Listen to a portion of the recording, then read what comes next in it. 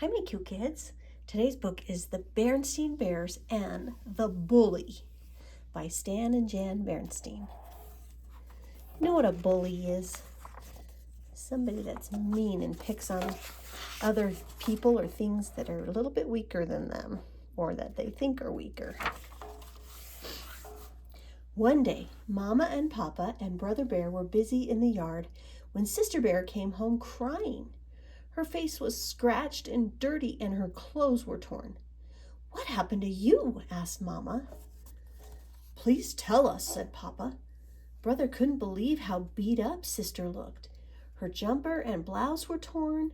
Her face and fur were a mess. Even her pink bow was drooping. "Did you fall?" asked Mama. Sister shook her head. "No." "Was there an accident?" asked Papa. Once again, Sister shook her head. "No."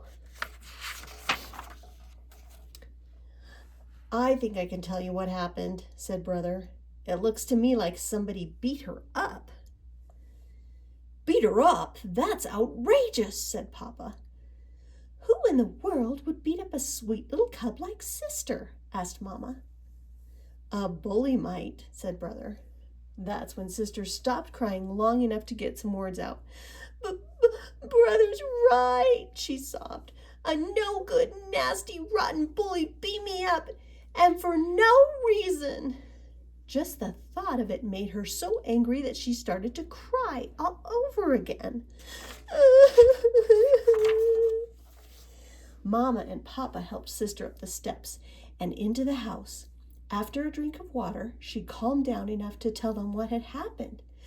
"Lizzie, Queenie, and I were playing tag at the playground when this new cub, a no-good bully named Tuffy, stuck out a foot and tripped me. So I got up and said, 'Why don't you watch where you put your feet?' Before I knew what was happening, it was pow, bam, whammo, and I was flat on my back with this Tuffy character sitting on my chest, rubbing dirt in my face." "Outrageous!" roared Papa. "Where's my hat? I'm going over to that playground and—" Mama pulled Papa aside. "You're going to do no such thing," she said. "But something has to be done," Papa said. "Indeed it does," agreed Mama. "But right now we have to take care of Sister." She turned to call Brother. "Brother, would you please get me a wet washcloth?" "Where's Brother?" "Don't know," said Sister. "He was here 1 minute, and the next minute he was gone." Lizzie and Queenie were still at the playground when Brother got there. "I've got to do something about a bully named Tuffy," he said. "Where is he?" "Brother," said Lizzie, "I think there's something you ought to—" "Never mind the small talk," he growled. "Just point him out and get out of the way." Lizzie shrugged and pointed to the small building that housed the boys' room and the girls' room. But there was no one there. No one, that is, but a little girl who was coming out of the girls' room.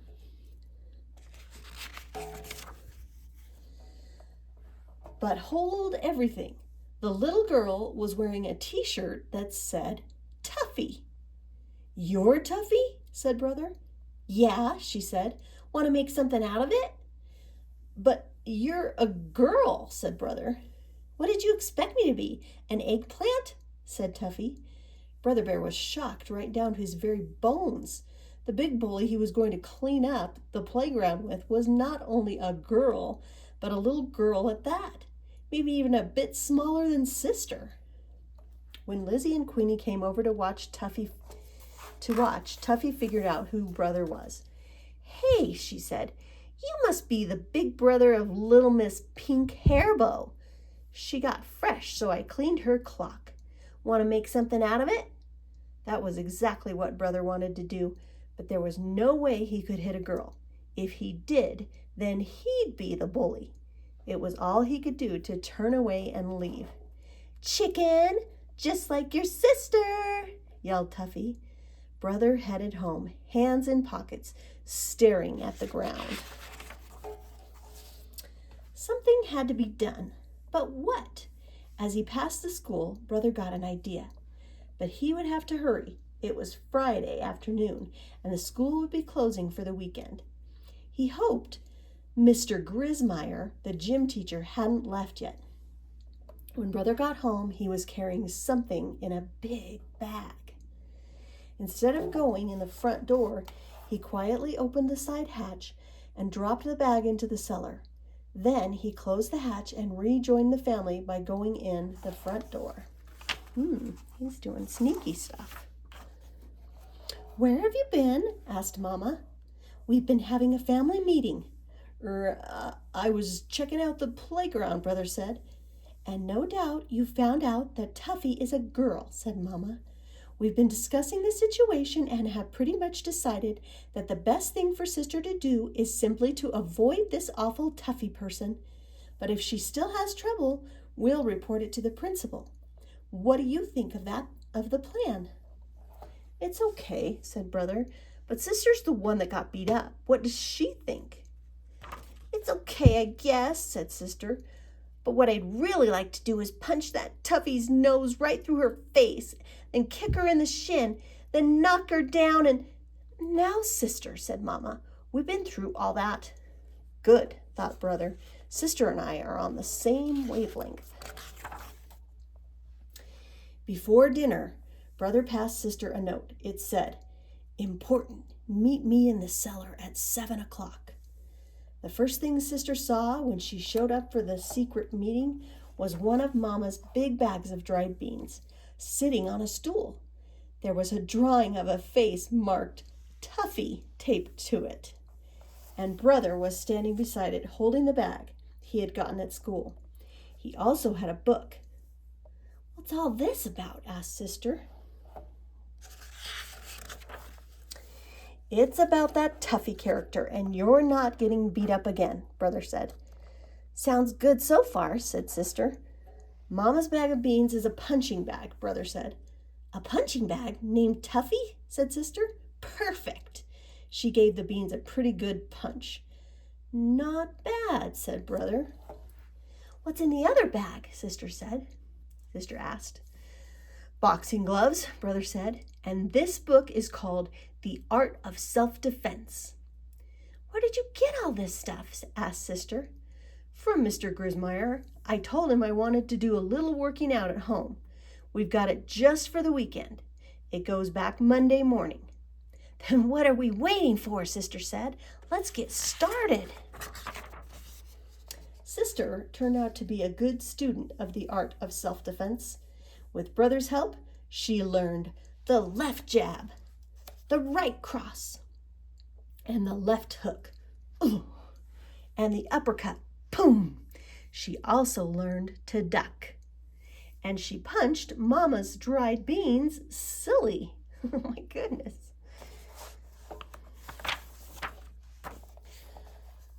"Well, you learned quite a lot over the weekend," Brother said on Monday morning. "But there's something very important for you to remember. You still have to avoid Tuffy. She's a mean little thing. She was even ready to take me on." "Don't worry," said Sister. "I can still feel where she socked me on the jaw." Sister did a good job of avoiding Tuffy. She avoided her all day Monday and all day Tuesday. But at recess on Wednesday, Tuffy did something so mean and nasty that Sister just had to do something. Tuffy was throwing stones at a baby bird that couldn't fly yet. "Stop that, you bully," shouted Sister. "You'll hurt that baby bird." "Well, if it isn't Miss Little Pink Hairbow," said Tuffy. "You know something? I'd much rather hurt you." She is mean, isn't she? She rushed at Sister with her hard little fists ready. But Sister was ready too. She had her left foot out and her right up, protecting her jaw. When Tuffy threw a hard right, Sister ducked, then put up her fist, and Tuffy walked right into it. Boom! That quickly, Tuffy found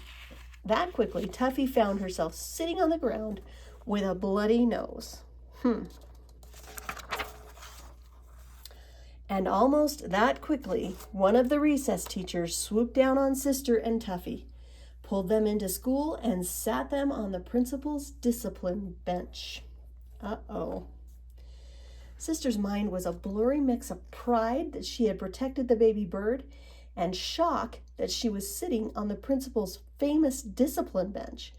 But she was even more shocked when she saw that Tuffy was crying.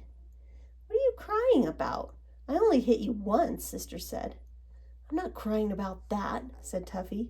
"Then what are you crying about?" Sister couldn't help wondering what can make a cub as tough and mean as Tuffy cry. "If the principal tells my mom and dad about this," said Tuffy, "well, I'm going to get in a lot of trouble, that's all." Thought Sister. Here's a cub who's scared and worried. Maybe that's why she picks on other cubs. But Sister didn't think about that for long. She was too worried about what was going to happen to her. Mr. Honeycomb, the principal, was very strict about fighting. The way it turned out, one of the other recess teachers had seen the whole thing and told Mr. Honeycomb that Sister was just trying to protect a baby bird. But Mr. Honeycomb still thought it would be a good idea for both Sister's and Tuffy's parents to come in to talk over what had happened between their cubs. And that is what they did. Sister, brother, and Tuffy all learned that talking things over is a lot better than fighting over things. The end. That's a good lesson. Always try to talk first, I guess, huh? I hope you liked that story. I love you. Bye.